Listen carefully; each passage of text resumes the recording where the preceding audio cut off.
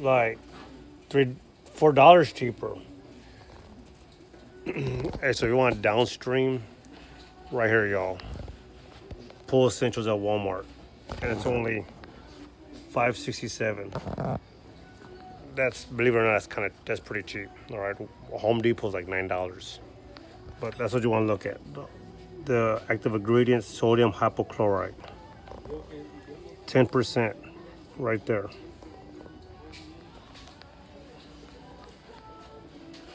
$5.67.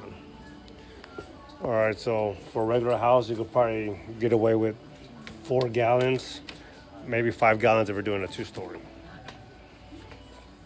All right. What you got, babe? Ooh. All right, hey, like and subscribe. This ain't gonna work, y'all. You need liquid. All right. This is what I started off with. What we got? You can't put me on camera. You don't even know what I was about to do. All right. Hey, thanks for watching.